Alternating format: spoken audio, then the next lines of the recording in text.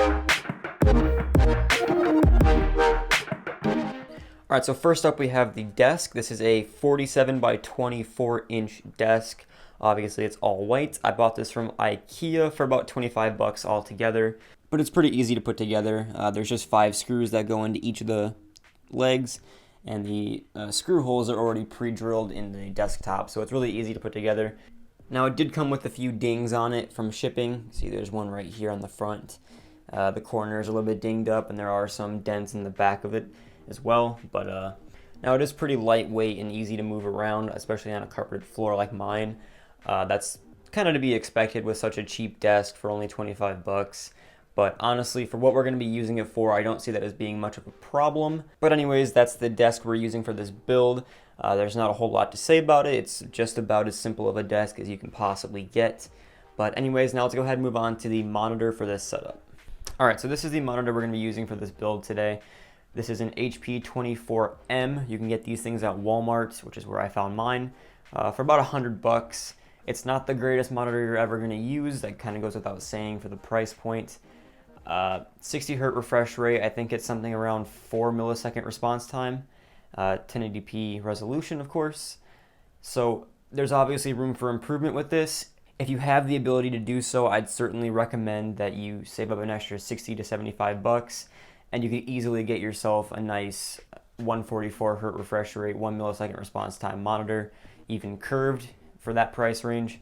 So I'd recommend doing that if you can spare the money, but if you can't, this is a perfectly good option. All right, so we got the monitor in its place in the dead center of the desk here. I don't have any of the cables routed yet. I just got it set in place. So we'll get this thing fired up here in a second. We'll show you guys what it looks like. But right now we're gonna go ahead and unbox the keyboard, mouse, and the mouse mat. So let's go ahead and do that real quick. All right, so first we're gonna go over the keyboard. For this, I went with the on-brand gaming mechanical RGB keyboard. I wanted something that had some nice RGB lighting and was mechanical. Personally, I'd much prefer to have a mediocre mouse and keyboard and be able to put some more money into my PC as opposed to the other way around. So that's why we're going with such a cheap keyboard. This costs, if I remember correctly, I think it was around 45 bucks for this keyboard.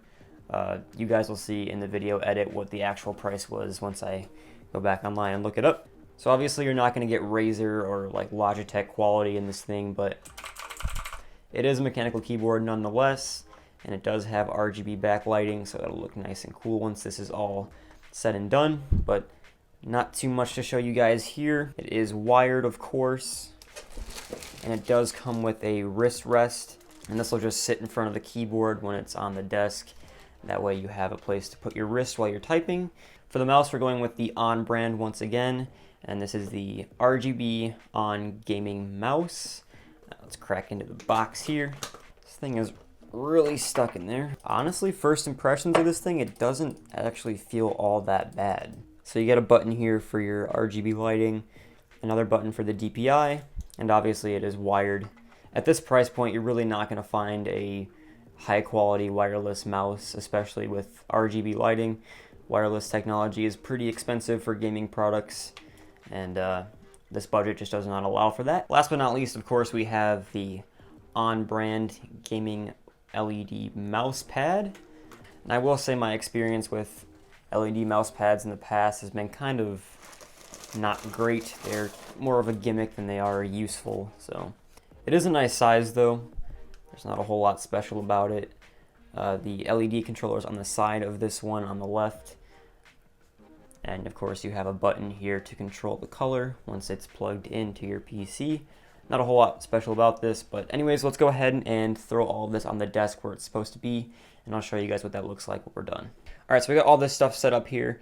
If you can't tell, I got a bit of a change of plans. So we were originally going to use that LED mouse mat that I had, but the size of this desk is a little bit awkward, so that mouse mat was a little bit too big to use for just the mouse. It was kind of running underneath the keyboard as well, like halfway.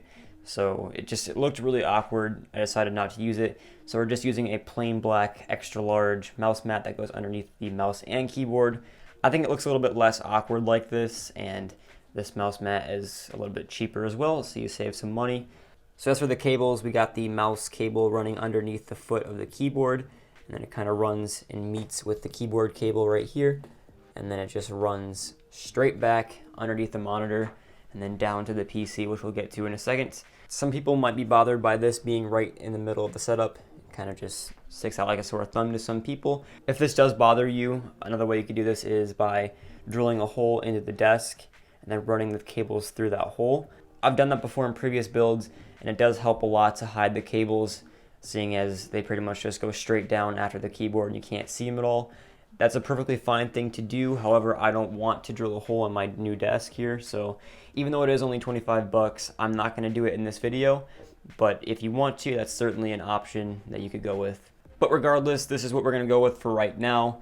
So we got all this stuff taken care of so far. Now let's go ahead and take care of the microphone, and then after that we'll go into the PC and the gaming chair and all that fun stuff. So here's what we're using for the microphone. This is a Toner TC777, and here's how it's set up. You can see we've got a microphone boom arm right here mounted to the left side of the desk. You can get these on Amazon for really cheap. And then you've got the microphone right here on this side with the included pop filter attached to the stand as well. Now as for the cable on the microphone, we just simply ran it along the frame of the boom arm and then used a couple of little black zip ties to kind of clamp it down onto there. That way it stays nice and organized. Got a little bit of slack right here at the pivot point in the stand. That way when you move the microphone boom arm, it doesn't rip the cable off of the microphone itself or out of your PC. See, I didn't want to bore you guys to death with putting this up and showing you guys the installation process of the microphone. It's not that interesting. But what is interesting is gaming chairs, and that's what we're going to go over next. Now, obviously, unless you're planning on standing all the time, you're going to need a chair for your setup, and for that, I went with this $120 racing style gaming chair on Amazon. Don't remember the exact brand name. Now, there's nothing too crazy about this thing. It is made from mostly all leather. The handles are plastic, and then the legs down here are made of metal. One cool thing about this is the lumbar support pillow right here that it comes with does have a built-in massager. You can plug this into your PC or into the wall, and then assuming you're sitting against this, you'll get a nice massage in theory. I haven't tested that out, so I can't speak for how well that works, but that's supposedly what's supposed to happen. I've had this chair for about a week, and I've been using it in my main setup just to test it out, and so far I've been pretty happy with it. It's relatively comfortable to sit in for hours on end. Only bad thing is it is kind of small. I'm about 5'8", and when I sit in this thing, my head is a little bit over the top here.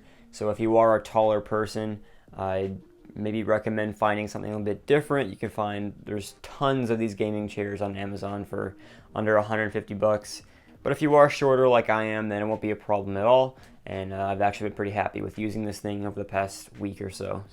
And the last major component of today's build is the gaming PC. I built this one right here for about 600 bucks a few years ago, and I still use it to this day. Even though this thing is pretty cheap, I have no problem playing major games like GTA 5, Fortnite, PUBG, Call of Duty games like that at 1080p with at least a minimum of 60 FPS on high to ultra settings. And it's been that way since I built it, so I'm pretty happy with this thing overall. I'll leave a link in the description down below to a build similar to this. I don't want to spend too much time talking about the specs of this thing since I've already made a video of me building it in the past. So now I'm going to go ahead and throw the PC down there on the left side of the setup because that's where all my cables are routed to. Then we'll get it all wired up, make it look all pretty down there, and then once I get that completed, I'll fire up the monitor and the keyboard and mouse and all that stuff. And I'll be right back once I get that taken care of. Alrighty guys, so here you guys go. This is the finished product of today's $1,000 complete budget gaming setup. You can see I went and installed some LED strips behind the monitor, which are these right here. I got these on Amazon for pretty cheap. Of course, links will be in the description down below, just like for every product you see in this video. Links in the description. The LEDs might not show up all that great on camera because I have a window next to me and the light is showing in on the setup. But you guys can kind of get an idea here of what we're looking at. This is not flickering in real life, it's just how the camera picks up the LED light from the keyboard, and same with the mouse as well. Everything is looking mighty fine with this, especially with the gaming chair. Got the PC down there and the microphone on the side. To be completely honest with you guys, I think this might be one of my favorite setups I've ever actually built, simply because it's just so cheap and it looks so good. If I take a step back here, you can see just how good this actually looks from a distance. And for only $1,000, you honestly cannot beat this setup. Obviously, there are improvements you can make to this setup over time. You probably want to upgrade your monitor as well as your keyboard and mouse as well, just to get those things upgraded, maybe your microphone. But of course, those are things that you can upgrade in your own time once you have the money to do so. And of course, if you guys have any suggestions for future builds like this, leave a comment down below. I'd be happy to check out your guys' suggestions. But anyways, guys, that is our $1,000 complete budget gaming setup. If you guys enjoy, leave a like and subscribe, and I'll see you guys in the next build.